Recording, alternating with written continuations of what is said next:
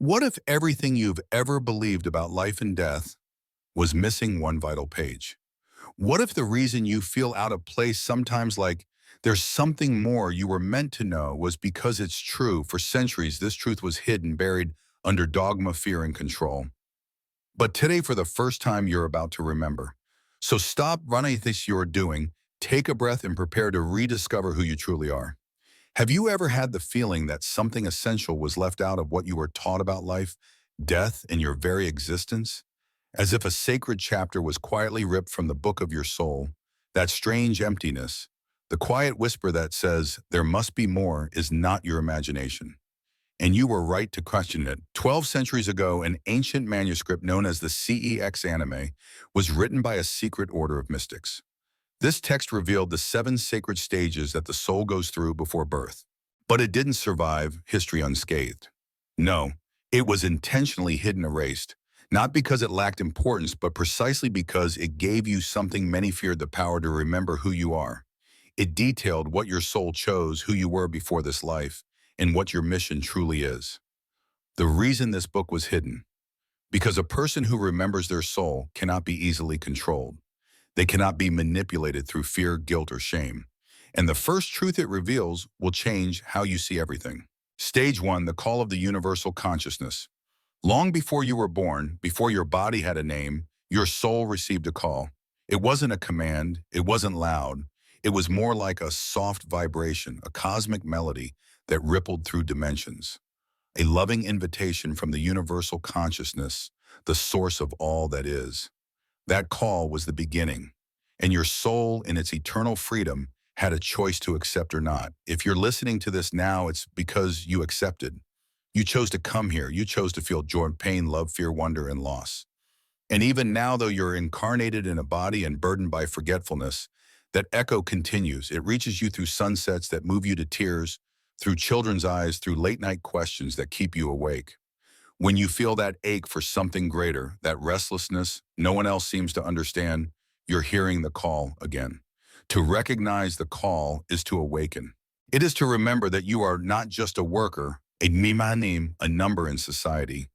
You are a soul on a mission. You are light wrapped in matter, here to evolve. And when you start listening consciously, life begins to shift. Choices become more meaningful. You begin to seek alignment with the truth of your being.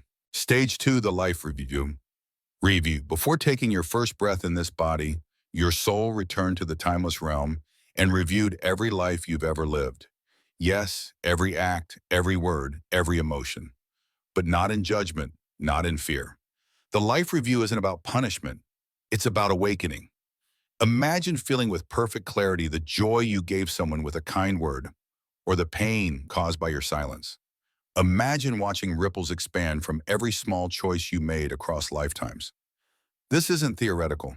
The CEX anime describes this stage as an immersive, loving process of total empathy. You live your past not from your perspective, but from the eyes and hearts of everyone you've touched. Why? Because the soul seeks understanding, not guilt. It grows through awareness, not punishment. Your mistakes weren't the end, they were steps. Guilt may freeze you, but consciousness frees you. And here's the most empowering part. You don't have to wait until death to do your review. What if you paused today and asked, what impact have I made? What kind of ripple am I leaving behind? If the answer stirs something within you, then your soul is already remembering. Stage 3, the Council of Souls. Have you ever stood at a crossroads, unsure which path to take, wishing there were someone wise to guide you? According to the CEX anime, that someone exists, and not just one, but many. After the life review, your soul enters a sacred space bathed in light, where a council of souls awaits you. These luminous beings are wise, ancient, loving. They've known you for eons. They've walked beside you across incarnations.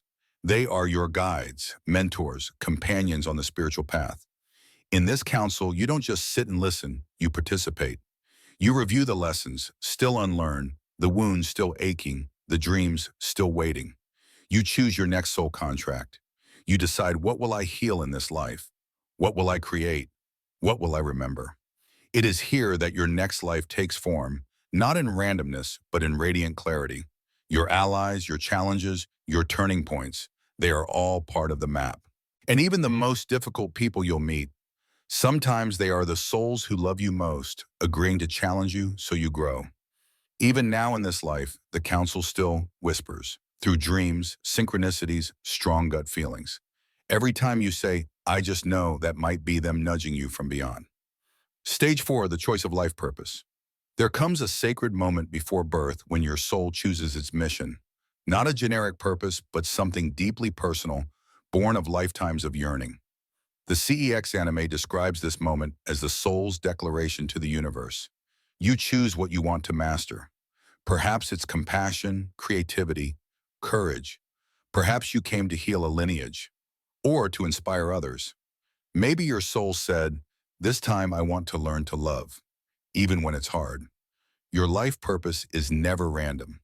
It's encoded in the things that stir your heart, in the pains that keep repeating, in the passions that refuse to die. And here's a secret your soul knows. You already have everything you need to fulfill your purpose. It's not outside of you, it's within. Your deepest wounds often point to your greatest calling, that trauma you survived. Maybe it made you the one who can lead others through the same darkness, the emptiness you feel. It might be the space where your mission is waiting to be born. Stage 5, the choice of body and family. Most people think birth is a roll of the dice, that we simply appear in a random body to random parents in a random place. But that's not what the soul knows. The CEX anime reveals that before incarnation, your soul carefully chose your physical form, your genetics, your family, yes, even the painful parts. You saw different possibilities, different parents, different environments, and you picked the one that best aligned with your mission. Even if your life has been hard, even if your childhood was filled with pain, your soul saw something in that path that would shape you in exactly the way you needed. Perhaps you came to break generational cycles, to awaken self-worth, to practice radical forgiveness. Even your body was chosen, its strengths and weaknesses, its shape, its voice, its vulnerabilities, all designed to support the exact path you set out to walk. When you understand this, something powerful happens. Victimhood starts to fade. You stop seeing life as happening to you. You begin to see it as happening through you. And suddenly, everything changes. Stage 6, the veil of forgetfulness. This might be the most bittersweet stage of all. After all the preparation and all the wisdom and all the love, your soul agrees for us to forget. What? Because for this human experience to be real, the soul must forget who it is. The veil is what makes the game meaningful. Imagine starting a movie knowing every twist, every ending. Where would the growth be? So your soul enters a kind of fog, a veil of forgetfulness. And with that, you are born. You forget your counsel, your plan, your purpose. You become a blank page. But the veil isn't perfect. Sometimes in dreams, in silence, in moments of awe or heartbreak, you remember. A flash, a déjà vu, a whisper of, I've been here before. Those aren't coincidences. They are cracks in the veil. And the more you meditate, journal, listen inward, the thinner the veil becomes. The truth never left you. It's just been waiting. Beneath every doubt, every question, every ache, it waits. Stage 7, the leap of faith, birth. And then it happens. You dive in. The soul, vast, eternal, full of wisdom, enters a tiny, fragile body. That moment is the greatest leap of faith in all existence. You cry, you breathe. You are born. And the game begins. Childhood is the only time the veil is still thin. That's why children remember past lives, talk to imaginary friends, have vivid dreams. But over time, the veil thickens. Society teaches you to forget, until one day you're just another person who doesn't remember who they are. But your soul does, and it keeps trying to reach you. Why was this knowledge hidden from us? If our soul chooses our life, if we are the architects of our journey, why were we never told? Why were we taught to see ourselves as small, powerless victims of fate? The answer is clear. Because awakened souls cannot be controlled. Governments, institutions, dogmas, none of it works when people remember their divine nature. A soul who remembers cannot be ruled by fear. And so this knowledge was hidden. Forbidden texts burned, teachers silenced, truth buried, but the soul's truth cannot be erased. It lives in ancient whispers, in dreams, in the hunger for more. And now that truth is returning, your awakening starts now. You were never lost. You were just sleeping. But now, you're waking up. If something inside you stirred during this journey, if your heart whispered yes, then know this, your awakening has already begun. Begin with silence, with breath, with listening. Journal your dreams. Follow your intuition.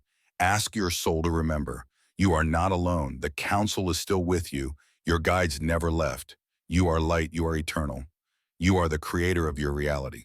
Don't wait. Don't ask permission. Begin. The path is within you. The veil is thinning. And the time to remember is now.